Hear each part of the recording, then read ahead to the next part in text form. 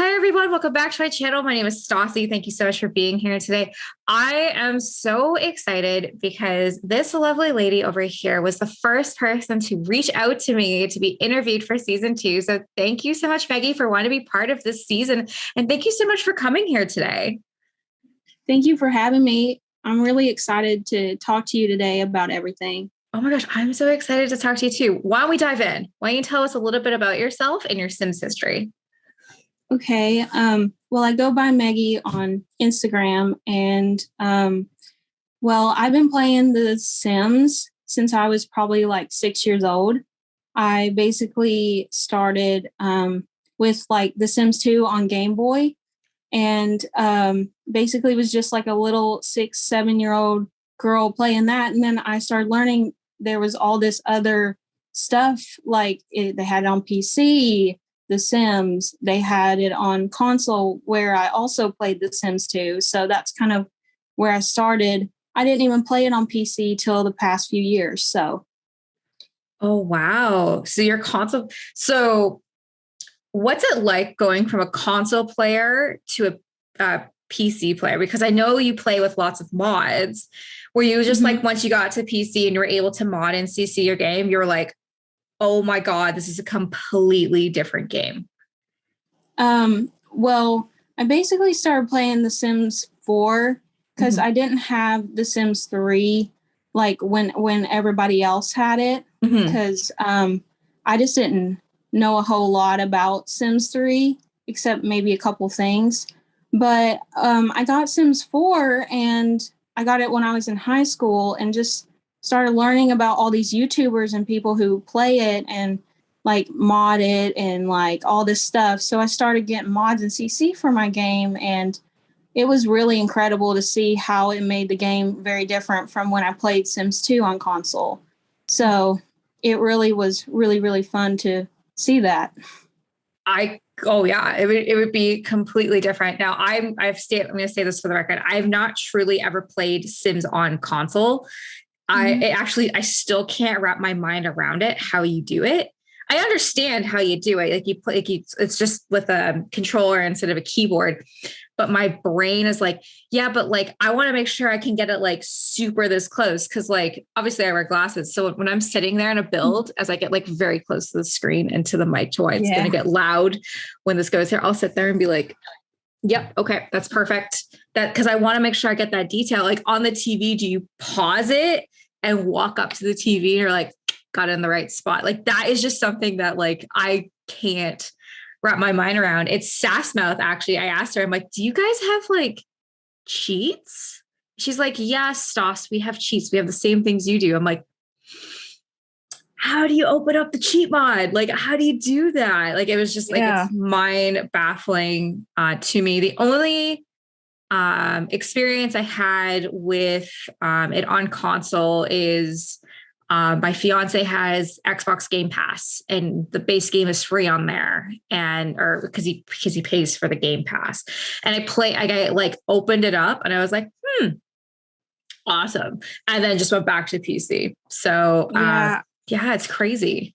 Yeah, I'll be completely honest with you. Yeah, years ago, like I played on console. Like the past few years, I've been strictly PC, but like seeing like that, like playing Sims 2 as like 11-year-old, and now seeing where it is and how modernized and like detailed every single mod is and CC is, it's crazy to see how it can make the game feel so real to people, and how you can make your character seem so real to other people and yourself as well. And I think I tried one time to play Sims 4 on console because my dad got it for me. And I was like, I can't do this. I'm sorry. I just can't. I was so used to PC. I just couldn't go back. Yeah. I feel like once you go PC, you never go back. Once you no longer play vanilla, you can never go back. I remember when I first started this, and I say this all the time, I would be like, I don't play with CC. I'm an OG EA girl. Now I literally had to check because I had to clean out my CC. I have like 10,000 bits of CC in there. I only use the same 8 things, but I have to have it all because, well, what if I need it one day? Yeah. Speaking of having to need it one day, I'm sure you saw, just like the rest of us this week, that the Sims team has announced that the base game is going to be free starting either October 17th or October 18th, and that there's a big, huge announcement coming, and they gave us a free kit. What are your thoughts about everything going on? I've heard quite a bit about it. Like, people are very vocal in the Sims community, and it's a good thing and a bad thing sometimes. But I am very, I'm kind of open to the idea right now, but at the same time, I kind of was saying this on one of the streamers chat that I watch, where I put so much time and effort into The Sims 4, and like what I'm currently doing is on The Sims 4. I really don't plan on playing Sims 5 till I know more about it, or till I see people play it, or like, even if I do get it, I'm still going to be doing my Sims 4 story and stuff. So I'm happy that they, are going to be continuing The Sims, but like, at the same time, I want to make sure I can still do what I'm doing and like spend my money good. Oh, Maggie, I absolutely completely understand where you're coming from. I made a promise to myself. So Rose Chronicles is not going to be finished for a very long time. I think the final day I have is like November 2024. If I continue with the posting schedule, what I'm doing, I am not switching over to Sims 5 until if I decide to release the second book on Simstagram. I have so many CC bits. I have poses. I literally, and we'll talk about poses in a little bit, but like I have I have a set of poses that they're now just animations, and it'll go, it has like 12 or 14 different, like they'll be like they're just moving. Yeah. And that's literally all I do now. And I'm like, stop photo, stop. Like, I don't think that the Sims 5 comes out, I don't think we're going to have that much customizability and the CCs and the mods day one. Something I'm very concerned about with Sims 5 is we know the marketing team is really good at Sims. I think they're going to sell us a pipe dream, but we're actually going to get something that maybe does not exceed our expectations. I feel like that's really what The Sims is coming up to, because they keep announcing stuff, and all I see in the comments is like, please go fix the bugs. Please do not release any more things until you fix the bugs. And I think that's something that EA needs to listen to us, because we're the ones that buy the games. We're the ones that buy the packs. And if we don't buy them, our loved ones buy them, our significant others buy them as gifts, but that's still money going towards them. Because I'm a huge believer, and Maggie, I don't know if you want to agree or disagree with this. It's the Sims community that makes the game. It's not EA. Right. I can totally agree with that. I definitely feel like the community has a lot of creative, inspiring people that EA could only dream to be. Like, to be honest, that's my honest opinion. Oh, absolutely. Like, let's not talk about the horrendous pre-builds that came in like the beginning parts of Sims 4. Like, and these are like people that made this. What I hope for one day is that EA, and we're starting to see it now, that EA is going to let the CC creators, the mod creators, the builders, the cast, the legacy players come into the room where it happens and listen to us of what we want. Because if they keep doing what they want, I think what's going to happen is you're going to have legacy players who've played since OG Simmer, since day one, are going to say, you know what? Like, I'm not going to buy this because it's going to be so buggy. It's going to be, it's not going to be worth it at the end of the day. So I really do hope that EA does listen to us eventually. But this is a question I've been throwing out. So EA is now making the Sims 4 base game free. Do you ever think that they're going to make the Sims 3 base game free? I think that they are more concerned with making money on current or future things. Okay. So I think that I mean, it could be possible, but I think most likely they're going to continue to try to milk us for money from this future stuff or, Sims 4 as much as they possibly can. And I will say I love the Sims team so, so much. I mean, they're great people. But EA, I don't like them. I'm being honest. Yeah. Hey, me and my fiance will be playing like NFL or like NHL, and he'll be like, it's an EA game. Look at those glitches. And I'm like, yes, yep. Absolutely. Now let's switch gears and talking about future stuff that potentially could be coming out for the Sims 4, because they did still say like Sims 5, if it is announced next month, it's not coming out for Christmas. And if it is, listen to me, do not buy it if it's coming out at Christmas, because it is not ready. Right. So what else do you think is going to come with the Sims 4 before they wrap it up on a pretty little bow and call it a day? If I was to guess, like before the high school pack, I really thought there's probably no way here this many years into the Sims 4 were they going to really do a generations pack. Yeah. But then when they released high school years, I was like, okay, so they're probably going to give us generations, but it's going to be several different packs, just like they did Parenthood. So that's kind of what I felt like. Mm-hmm. So I think the end of that would probably be like they did with the kit for kids.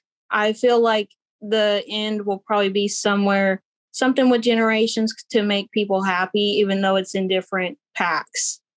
That's Maggie, I think that's actually a really good answer. And I agree, because EA is going to milk us till we have no money left.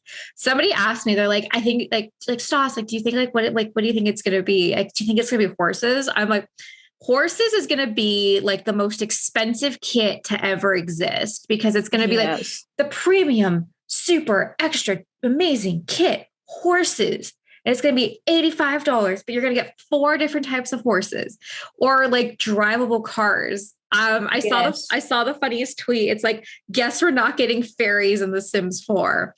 Like, I guess not.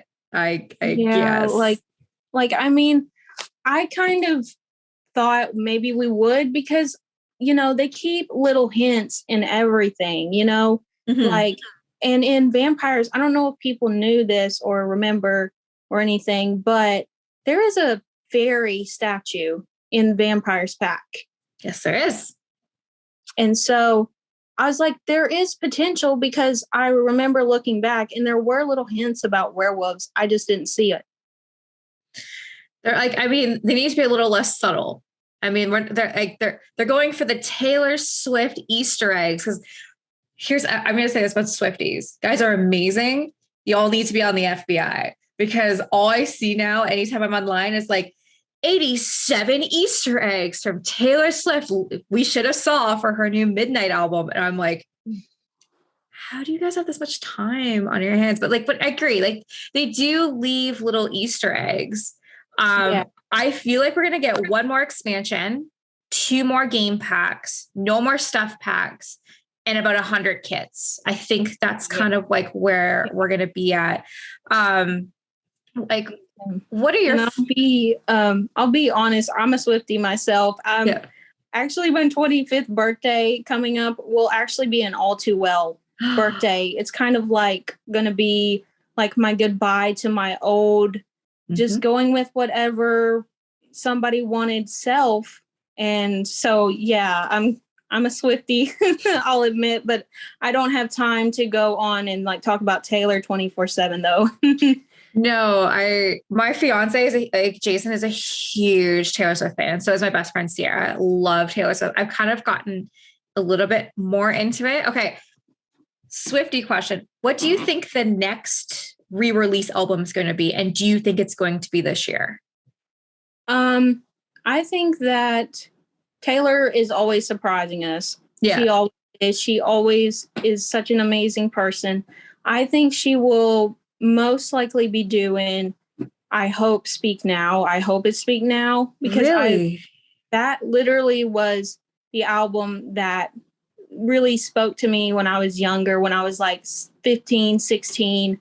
And also it just like her Fearless one as well, which she did already do.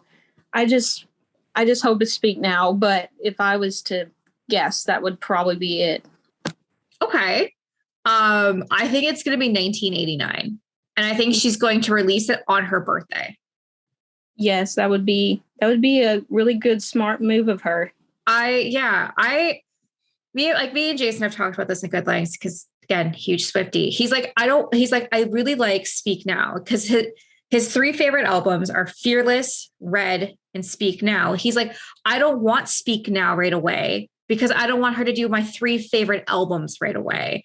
Right. I want to savor it. Now I'm really curious to hear her original album being redone because like how country is it actually going to be versus what the original one is. So I'm very excited for that. Or I just can't wait to start screaming saying, should have said no. Yeah. Should have gone home. Or just a photo, picture to burn.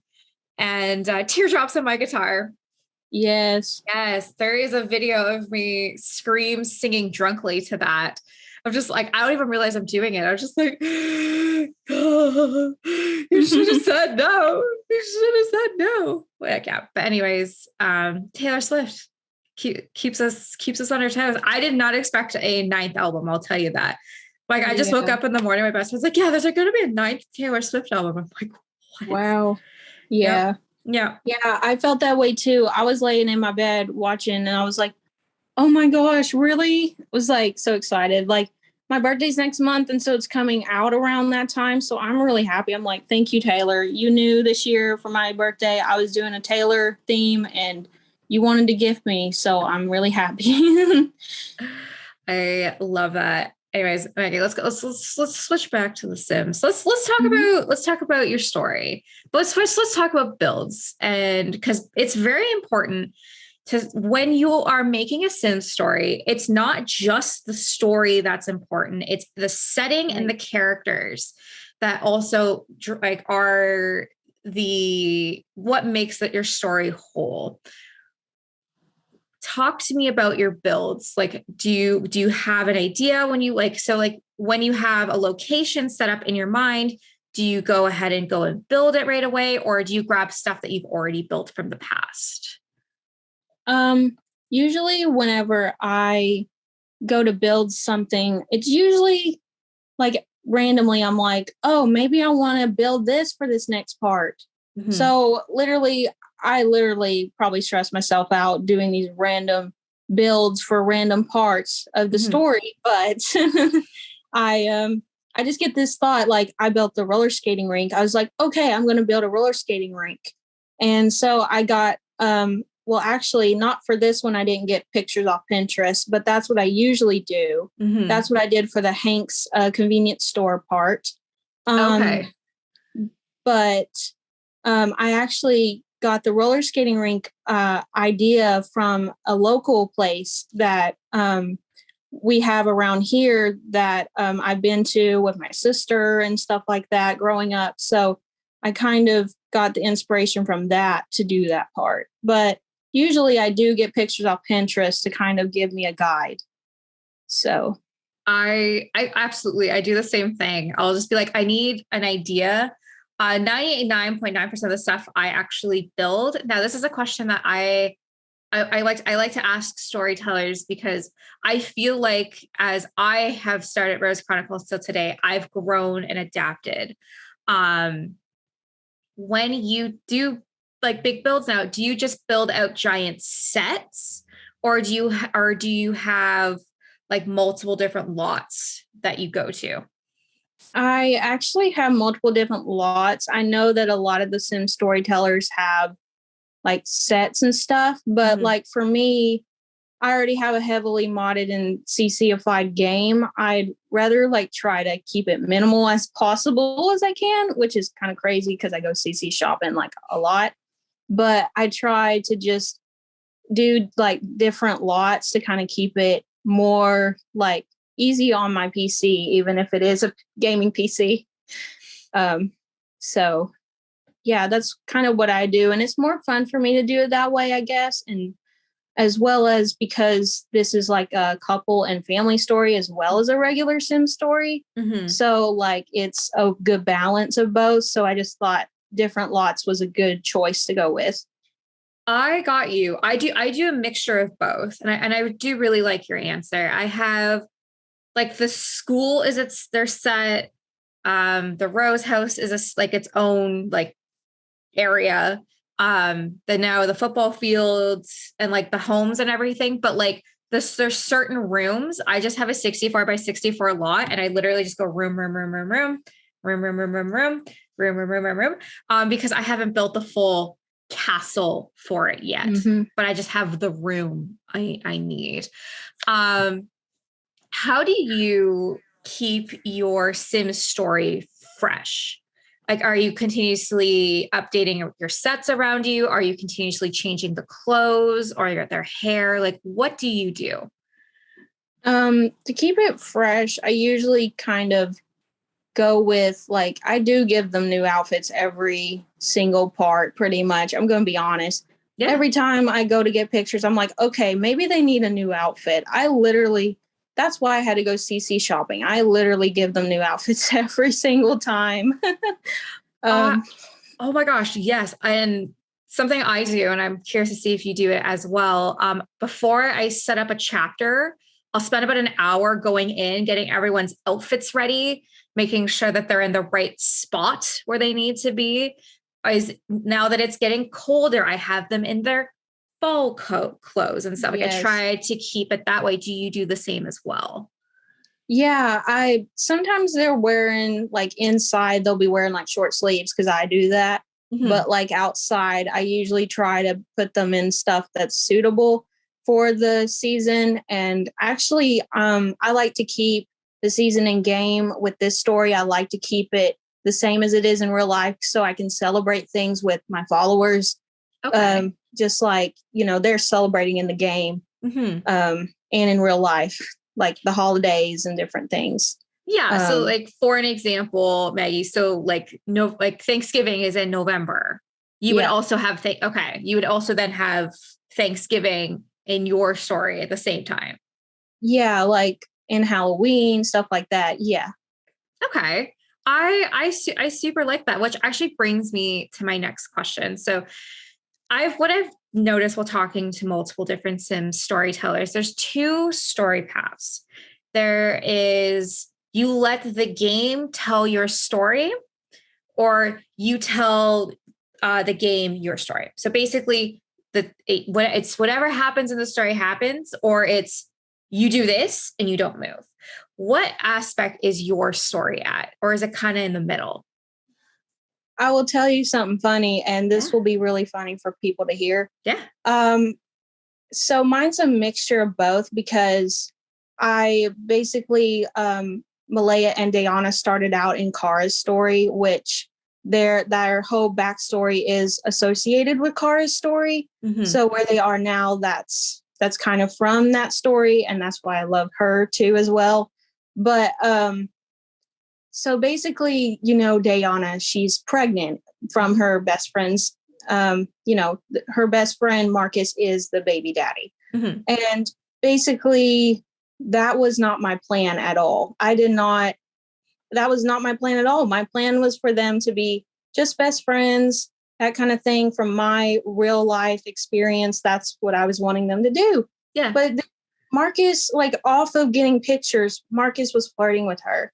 And so basically, I just kind of let it happen. And they basically went and woohooed.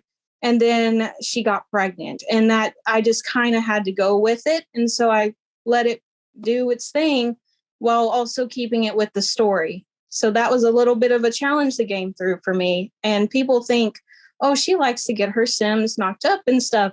Well, this time it wasn't my plan. And the game said, hey, you're gonna love what we have for you now, a challenge. And so I basically had to keep it with the story. But yeah, it wasn't my plan for her to get pregnant. Oh my gosh, that is crazy. I would not know what to do if that happened in Rose Chronicles, I would have no idea. Um, that's yeah, when I'm not using them, they stand still. And then when I am using them, they do the poses. I like, but see, that's an aspect of creativity that I wish I could aspire to instead of being a control freak where whatever goes with the flow, like it happens. What other crazy things have you experienced while making your Sim story? And does any of your Sims have a death wish? Well, I think this was not necessarily in this story, but a while back I had like one of my Sims, she was like, there was just some random person, like, and they just came up and started flirting with her and then asked to woohoo. And it was just really random. And like, it's like, you don't just do this. Like, and luckily it didn't cause any pregnancy or anything, but it was still kind of crazy. So. Wow. Yeah. I get in Rose Chronicles is people wanting to beat the shit out of me all the time because it's always neighbor brawl day. I swear to everything that every time I turn around, it's because you see all the events and stuff, and it's like neighbor brawl day. I'm like, didn't I just have that? Like, didn't I literally just have that like 2 weeks ago? Like because I only played to do Rose Chronicles now. I'm like, didn't we just have this? Like, why can't there be everybody peaceful, happy day? No drama, please. I understand, but some people want that drama in their game. I understand you can turn off all the holidays and stuff, but sometimes it's just, I want that little bit more normacy. So let's talk about a little bit more about your story. What inspired the story, and what how when you made your main characters, did you have anybody in mind? So basically whenever my main characters, I made Malaya back when I was doing Kara's story to be like her friend that she grew up with. And this actually goes back to one of my stories that I did before I started editing my pictures and making them look good. Darby's story, which Darby and Andy, Kara is their daughter. And so their friends, Darby and Andy's friends, Nico and Tanaya, that's their daughter, Malaya. Okay. So it goes way back to one of my past stories. But so I made her when I was doing Kara's story to be her friend. And then I just made Dayana on a whim to be like the tattooist because they got friendship tattoos, Cameron, Kara, and Malaya. Yeah. But Dayana ended up being like a huge part of that story because she, ended up being a friend and stuff. And then at the bachelorette party for Kara, they kissed and it just led to them dating. And that's where it all began. So, yeah, it was really cool to kind of see where they started there in that story and where they are now in theirs. It's just really wild. That's extremely wild. So when you're writing your story, do you have a general idea for every time you sit down when you're writing? Like, do you have a script already made, or do you take the photos first and then let the script come through? For each part, I kind of do look back and see where it's been to kind of get an idea for where it's going. But like, I usually just have a general like notes written down, like, hey, this is where I'm kind of planning to go with it. And then I get the pictures and stuff individually and stuff like that. Okay. Has there ever been any crazy storylines that you're like, I really want to do this, but I don't know. I can't. Like it's pure chaos. Is there anything like that?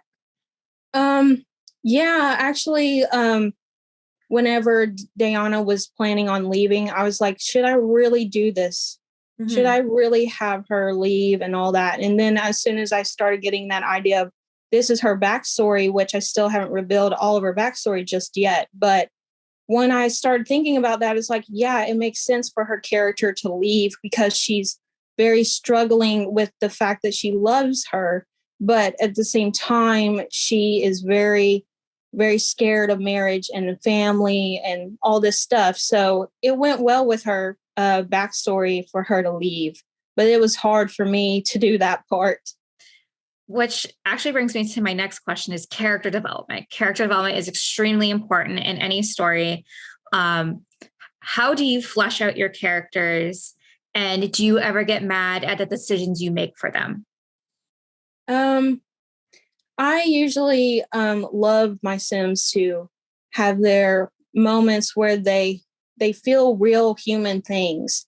And then as a human, kind of like they're real people, they grow from it. So I have kind of gotten mad at Dayana. I'm like, you really shouldn't be drinking. You really shouldn't be smoking either. But I mean, I'm not saying that I'm mad at people who do that. I'm just saying she has like all these like struggles that she just kind of takes all those feelings out on, like smoking and like drinking helps her numb the pain, but like she should like try to do better and not do that. So yeah, I do kind of get mad at her for doing that. But yeah, she is going to grow at some point from that. I've actually been working on some of that as well. So, well, I think that's a really good character development arc, right? Because usually how you start off is normal or backstory, everything's fine, chaos,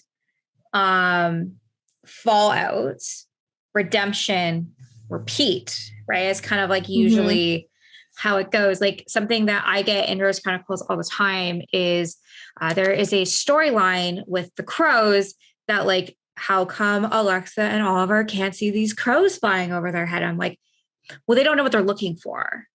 Just because you're saying there's a crow. Yeah, you may like how like when you're walking every day, do you look up and see how many birds fly over your head? No, you're not actively looking, right? Or they'll be like, oh, like why would you do it? I'm like, she's 14.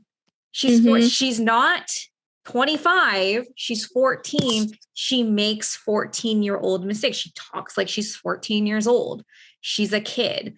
I think but circling it all back, I think it's really important to get those character developments. And like, do I agree with everything my characters do? No, I would be weird. You have to have a good villain, which leads me to my next two questions. In your opinion, what do you think makes a good villain? I'd probably have to say giving the villain the best like backstory you can, like one that has like a tortured past kind of thing. That usually is what brings a villain to basically be a villain, is something that hurt them so traumatically that they feel being a villain is the only option. Absolutely. Do you like seeing, what type of story arc would you rather see? A villain turn to a hero or a hero turn to a villain? I would rather see a villain turn to a hero. Honestly, I really like how like a growth of a person from being this person who is like hurt and down and really feels like they have to hurt people to feel better. And then they grow from that and become caring and like all these different things, help other people. Like I really do like that story better than the other. So I agree. Here's a great example of character development. Do you watch House of the Dragon? I have not watched it, but I need to. You need to. Are you watching Power of the Ring? I'll be honest with you. I spend a lot of time watching YouTube and Netflix. Hey, it's totally okay. Because like right now, it's the ultimate time to be a nerd. You have like these two like competing series. Now, when I say character development is Daemon Targaryen from House of the Dragon. If you ever get a chance, watch it. His character development is absolutely incredible. Like he's a villain. He is pure chaos, but yet you're still rooting for him over anybody else because you like his character. That speaks volumes to me of the writing staff that were able to put that together for us to literally root for him. Like he was like, I guess spoilers, but this is like coming out in November. So this is on you if you've not watched House of the Dragon at this point. Like whereas like Daemon and Rhaenyra, potentially doing some incest devil's tango. You were rooting for that. But the whole season of Game of Thrones, you're like, you have Cersei and Jaime, and you're like, ugh, gross, no. But this one, you're like, yeah, I'm for this. But it's good. Yeah, that sounds like a lot of like, I haven't watched all of Star Wars, but like, the whole Leia and Luke thing, even though they're brother and sister, that whole thing, like, people were really rooting for Leia and Luke. I mean, crazy. I agree. Totally crazy. Speaking of rooting for, who is your favorite character to write for and why? I'd probably have to say, because I love drama in my story and I feel Malaya is way more responsible, I'd say Dayana, because Dayana such a rebel, even as a 29-year-old. I give my Sims age realism, but as a 29-year-old woman, she is a complete rebel and still, acting like a teenager in some way. And I think that's kind of fun to write about, is how much drama she can cause and stuff like that. As someone being like, I'm 29 currently. Yeah. That's a thing called Peter Pan syndrome, my friends. When you're just about to hit 30, you have two sets of people. You have me, who's a grandma, who's like, yeah, I can't wait to go to bed at like 8 p.m. and no one can judge me. Like, I drink water and that's it. And you have everybody, like, so that's one, like, embracing being older. And then you have the, okay, guys, I'm not turning 30. I'm just gonna be 29 again. We're gonna go to the bar. We're gonna party hard. And I'm just like, no, that's awful. No, don't. I don't want to do that. I want to be in my PJs by 9:30 because I get up at 7 every day. That sounds terrible, going to the bar till 2 a.m. I am literally feeling somewhat of that. A mixture of those two things. I've been feeling almost being 25 next month. I've been feeling like, yes, I want to go out and like be this woman that I was in my teen years, but at the same time, I want to be this mature person who I've grown to be through all this craziness I've been through. So it's been like a mixture of both of those things. I've got you. Honestly, this is the advice I'm going to give you, because my fiance told me because he's 3 years older than me. So because he was 28 when I was 25, and he's like, enjoy your mid 20s, like the most, because once you hit 29, 30, 31, it is not easy to get out of bed. I will like have a kink in my back from like having a nap is where I'm at this point. Or I get crazy Charlie horses now. And I'm like, or a hangover lasts a week.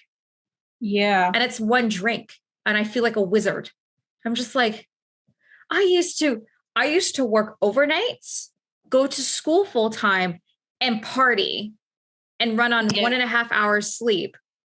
Don't know how I did that, because if I don't go to bed by 10:30, I don't talk to me the next day. I'm useless to you till like 10. So anyways, I got a couple more questions for you. I'll let you go on your merry way. What exciting storylines can we see coming up? Now, please note that I know this is being filmed today. It's not coming out for a little bit. So you're welcome to share anything that you're going to be working on in the next couple of months. Okay. Well, in general, I just really love doing this story. And I said before to a couple of Sim friends that I'm planning on doing this story for a very long time. Like, these Sims I love so much. I just want to do it for a long, long time.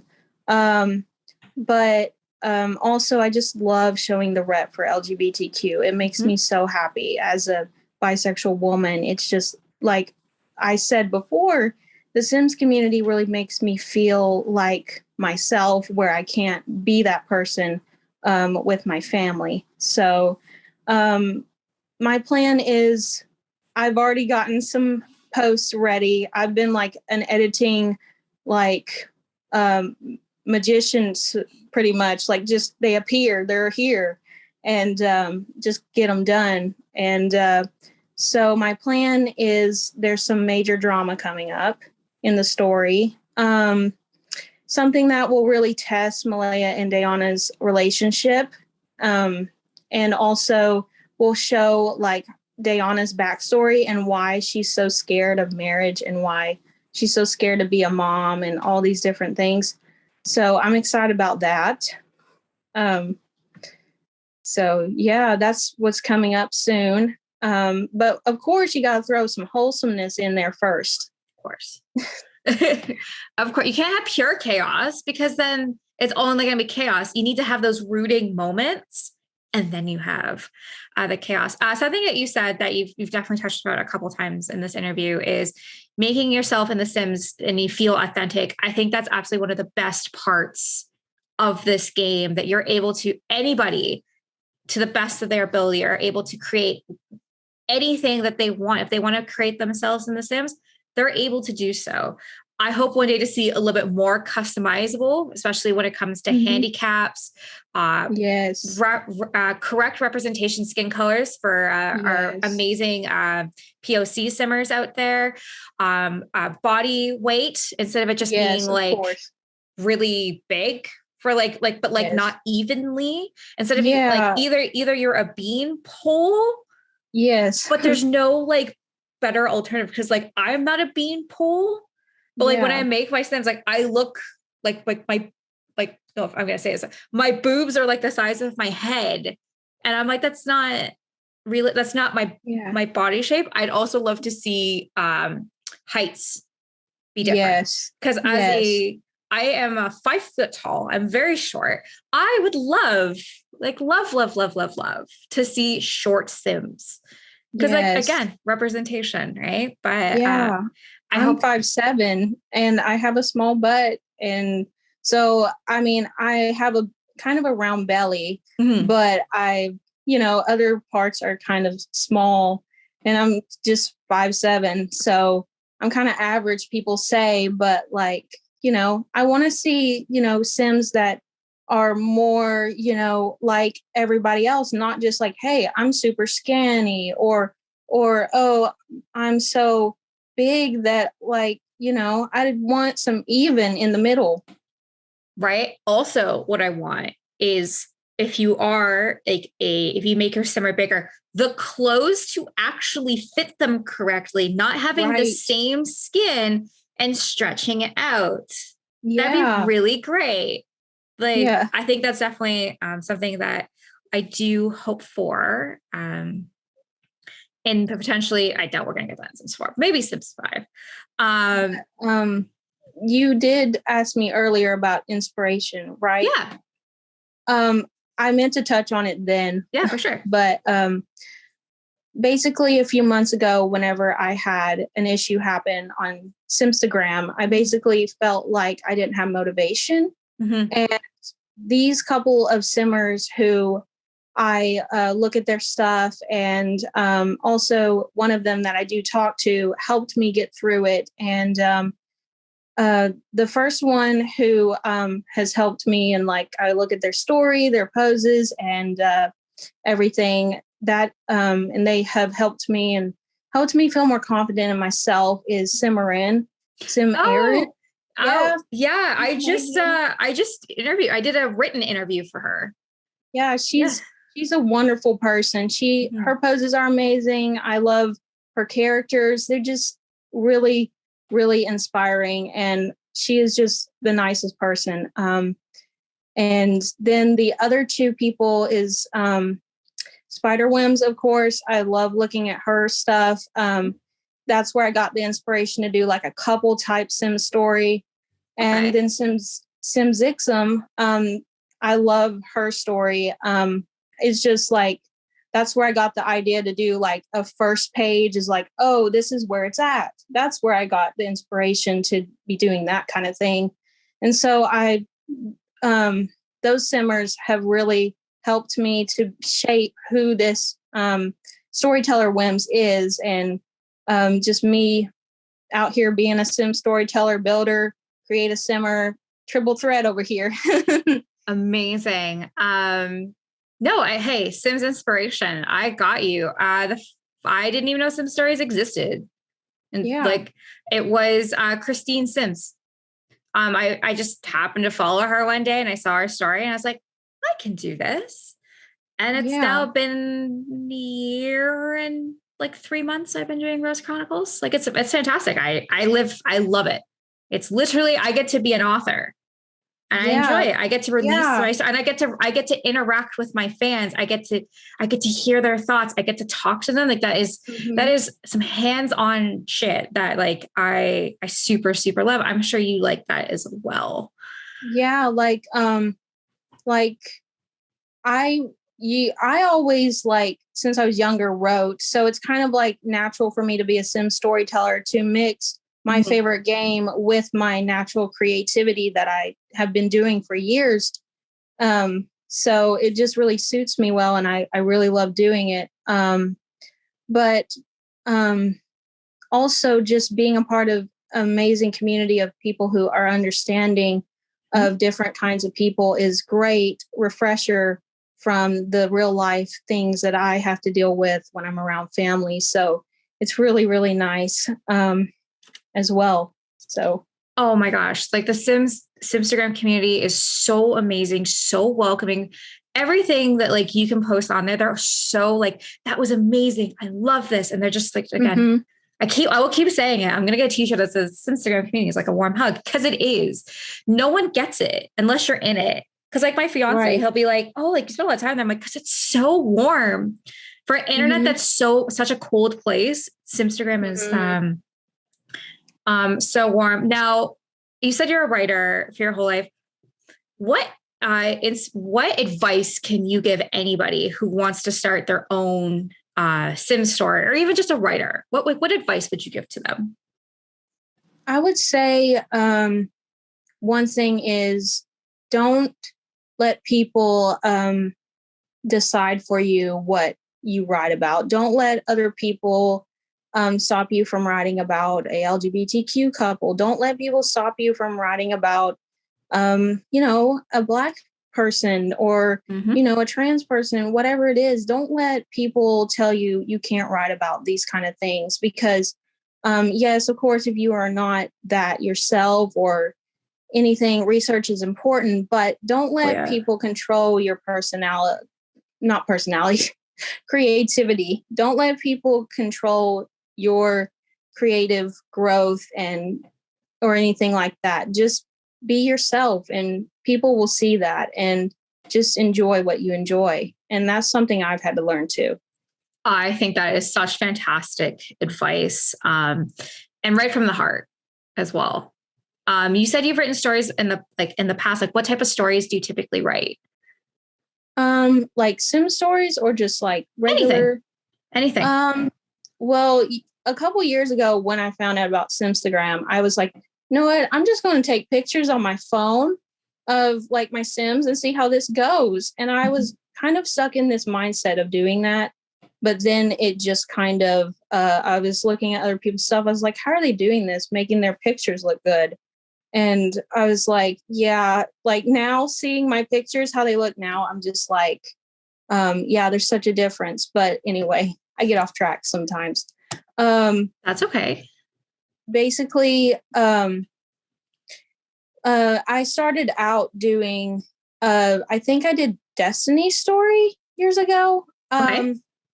She was like in college and just basically an artist or a photographer. And she was, I believe her parents were like her mom or dad was white, and then her mom or dad was Black. And so she was like mixed. And that was like a very big thing for me, because I'm, a white woman. So it was like a big deal for me to do that kind of thing. And so it was really fun to do, though. And I will tell you a funny thing about that. Yeah. My mom saw a picture of Destiny smoking like weed and stuff. Yeah. And she's just like, they do that? I'm like, with the mod, they do. Yeah, with a mod. No, that's fantastic. What mods and CC is, you need to have it if you're a storyteller? I would say Wonderful Whims. I don't use Wicked. I mean, I have used it some, but I don't use it a lot. Okay. But normally I use Wonderful Whims and Basemental and Woohoo Wellness, which is the pregnancy overhaul mod. And then another one that I use is the S&B Bills mod by Simrealist and a couple others as well. Okay. They just make such, realistic type mods that really help my realistic storytelling. So that's what I use mostly. Awesome. Final question for you. When you make your story, how do you edit it? Like, do you use like Photoshop? Do you use Canvas? Like, how do you put it all together? Well, basically, I use Adobe InDesign. I actually learned about it from Grace, Harmonious Trait / Empathwhims, which she's an amazing sim storyteller as well.